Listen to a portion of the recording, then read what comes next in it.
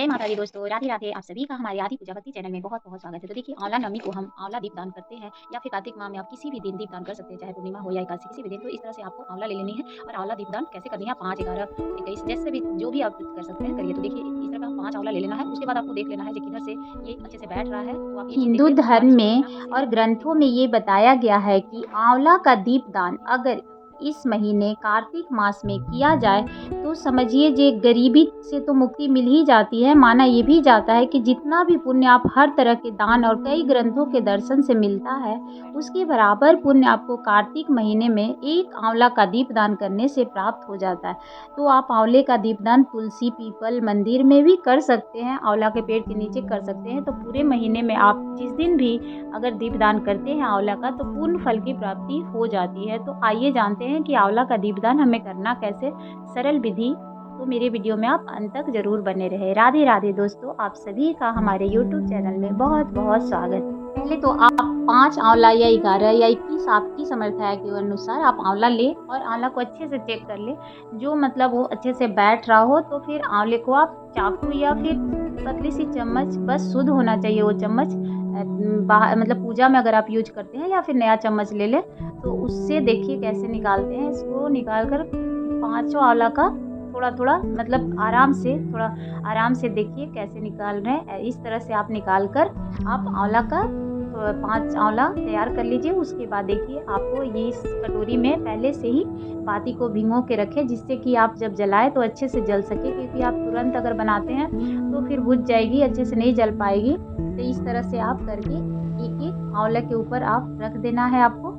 उसके बाद फिर आप टीका लगा दें और देखिए प्लेट में स्वास्तिक आप बना सकते हैं, या तो फिर थोड़ा-सा चावल और ये रख दें रोली। उसके बाद फिर आंवला रखें, उसके बाद बत्ती रखकर देखिए आपको थोड़ा-थोड़ा टीका सभी में लगा देना है। 2 बार, 5 बार, आप जो भी आपसे हो 1 बार लगा दीजिए। फिर पूजन कर लीजिए, प्रणाम कर लीजिए।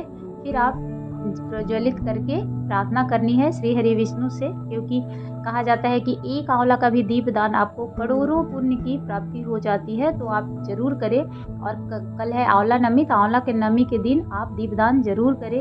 या तो ब्रह्म मुहूर्त में कर सकते हैं, या फिर आप शाम को प्रदोष काल में दीपदान किया जाता है, दिन में कभी नहीं किया जाता। तो आप अपने मंदिर में एक दीपदान कर दें, तुलसी माँ के नीचे कर सकते हैं, आंवला के नीचे कर सकते हैं, मंदिर में कर सकते हैं, आप छत पे भी जाकर कर सकते हैं आकाश दीपदान। तो आप इस प्रकार से आंवला का दीपदान कर सकते हैं। अगर नहीं कहीं जा सकते तो आप तुलसी के क्यारी के पास कर दें, अपने मंदिर में कर दें, आपको पूर्ण फल की प्राप्ति हो जाएगी। कार्तिक मास में आप किसी भी दिन दीपदान कर सकते हैं।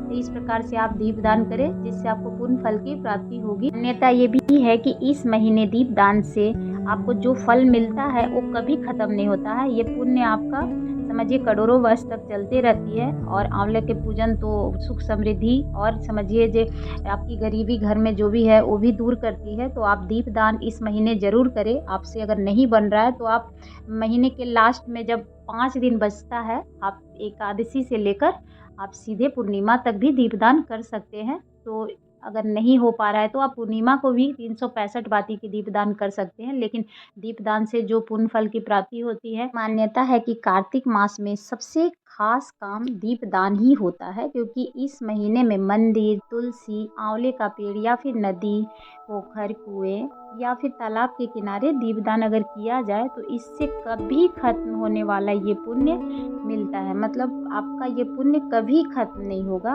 इस तरह का आशीर्वाद श्री हरि विष्णु का हम पे बनता है, क्योंकि तुलसी और शालिग्राम आंवला का पूजन कार्तिक मास में भगवान विष्णु के शालिग्राम रूप की पूजा करने से महापुण्य मिलता है। और इस महीने में तुलसी और आंवले के पेड़ की पूजा भी करने की परंपरा है। ऐसा करने से सुख समृद्धि और आरोग्य की प्राप्ति होती है। तो अगर आपसे बन पड़े तो आप 5 दिन जरूर करें। अगर आपको हमारी वीडियो थोड़ी भी हेल्पफुल लगी हो तो एक लाइक एंड सब्सक्राइब जरूर करिएगा। धन्यवाद। जय माता दी।